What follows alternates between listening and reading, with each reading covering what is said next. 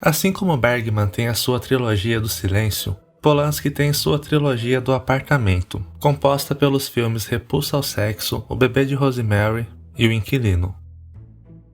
Há quem diga que cada filme dessa trilogia retrata uma visão biográfica do diretor, onde mostra de forma profunda os sentimentos de angústia, paranoia e perseguição que ele sofreu durante a Segunda Guerra, e também o resto de sua vida, como as questões de abuso sexual.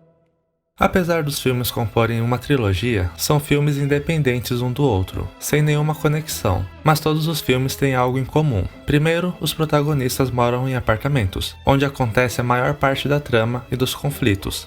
E são filmes que mostram personagens aparentemente normais, gentis e às vezes até ingênuos, mas em um determinado momento eles se tornam reféns da sua própria mente, ou reféns de outros personagens.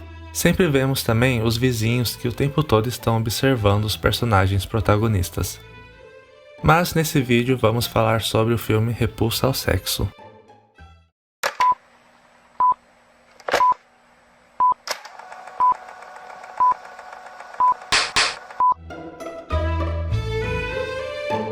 Esse vídeo será dividido em 3 partes. Nessa primeira, vamos explorar um pouco as características da personagem e o desencadeamento da sua esquizofrenia. A segunda e terceira parte vocês vão descobrir depois, então aguardem os próximos capítulos. E como eu não sou nenhum psicólogo, embora eu goste bastante desse assunto, deixei as fontes que eu usei aí na descrição. E não se esqueçam de se inscrever no canal, tá bom? O filme de 1965 é um dos primeiros do diretor. Foi filmado em Londres e mostra a vida de uma jovem mulher chamada Carol. E como o nome do título diz, ela tem repulsa ao sexo. Ela trabalha como manicure em um salão de beleza e mora com sua irmã em um apartamento. A irmã tem um caso com um homem casado. E Carol desaprova totalmente esse relacionamento e não gosta do homem, odeia o fato de ele sempre estar por perto e deixando objetos de uso pessoal no banheiro. E quando a irmã dela vai viajar, Carol fica sozinha no apartamento e se rende à loucura, com momentos de depressão, medo e alucinações que a cercam. Ela se afasta cada vez mais do seu trabalho e se isola cada vez mais em seu apartamento. O filme usa a técnica de fotografia claro-escuro, que mostra uma atmosfera de pesadelo bem acentuada, estabelecendo um forte contraste entre o real e o não real. Isso é uma estratégia vinda da pintura renascentista, onde se define pelo contraste entre luz e sombra na representação de um objeto. E essa atmosfera imagética representa muito bem a perturbação da personagem.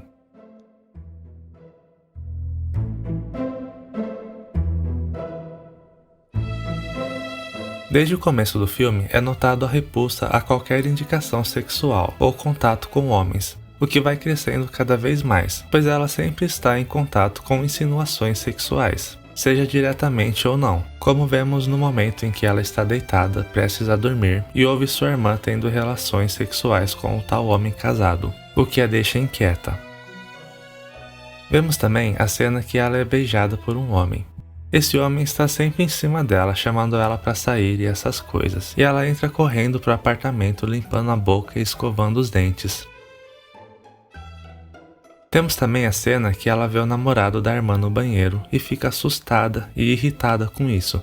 Ela começa a passar a mão no corpo, como que se limpando da imagem que acabou de ver. Vemos que a personagem, na presença de qualquer homem, está sempre evitando o contato físico, o olhar, encontros e diálogos. Até mesmo se ela ouvir falar sobre um homem, ela já fica meio estranha.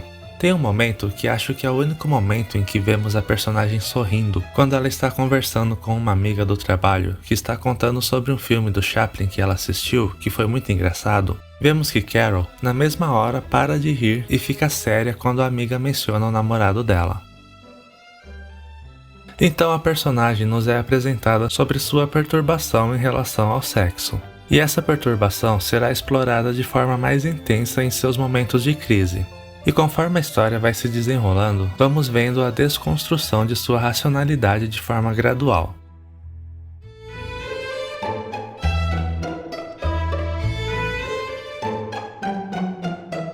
Nesses momentos de crise, quando ela está sozinha no apartamento, ela vê um homem invadindo seu quarto.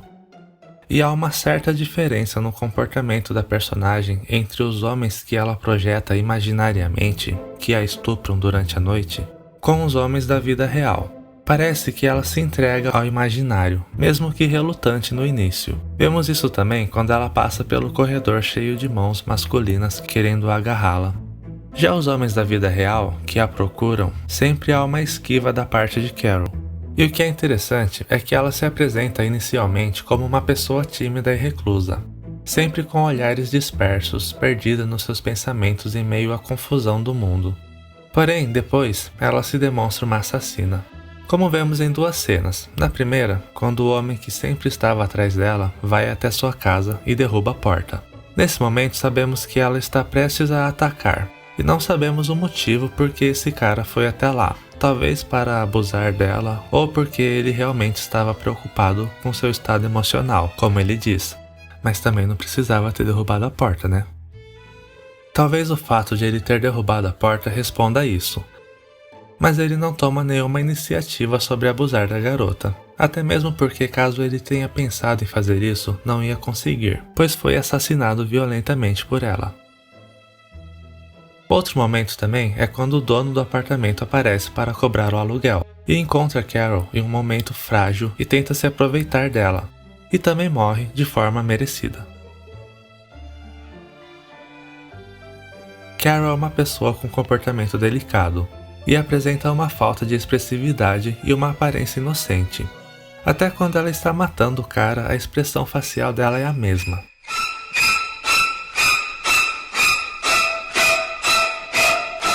Também vemos uma certa infantilidade na personagem, na sua forma de falar e no seu comportamento, e também o seu jeito passivo, sem muita influência, além da personagem da sua irmã exercer um papel materno.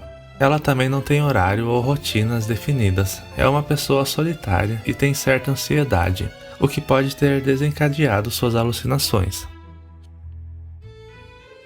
O estado emocional da personagem é evidente desde o começo do filme, e conforme vai avançando a história, a racionalidade dela vai se abalando mais. Vemos isso também na representação das imagens. E à medida que as alucinações vão aumentando, ela vai se tornando incapaz de manter o seu emprego e até mesmo de sair do apartamento. Antes disso, vemos que ela parece estar deslocada no mundo. Ela está sempre observando as pessoas, mas não há uma ligação. Afinal, no filme, ela é uma pessoa estrangeira que está morando em Londres, então ela se sente perdida. E essa diferença é bem nítida na sua falta de expressão e comunicação. Bom, e todo esse comportamento da personagem faz com que ela desenvolva uma esquizofrenia, que é uma desassociação do ser, uma doença que traz consigo alucinações visuais e auditivas, e comportamentos fora do normal. Ela acontece através de estímulos externos. É quando uma ameaça desencadeia um raciocínio de justificação enquanto mecanismo de defesa. No caso de Carol, as suas alucinações são meios lógicos para se sentir ameaçada pelo que os homens da vida real podem fazer com ela, o que gera esse mecanismo de defesa, e o que explica ela ter matado o cara que derruba a porta aí. Ou então pode ser o contrário, pode ser que o fato de ela se sentir ameaçada pelos homens, seja por algum trauma passado ou não, faz com que ela tenha essas alucinações, que geram um mecanismo de defesa na vida real. Deu para entender? É uma doença marcada pela perda do indivíduo, como se criasse uma barreira entre o interior e o exterior, levando ao desdobramento da mente.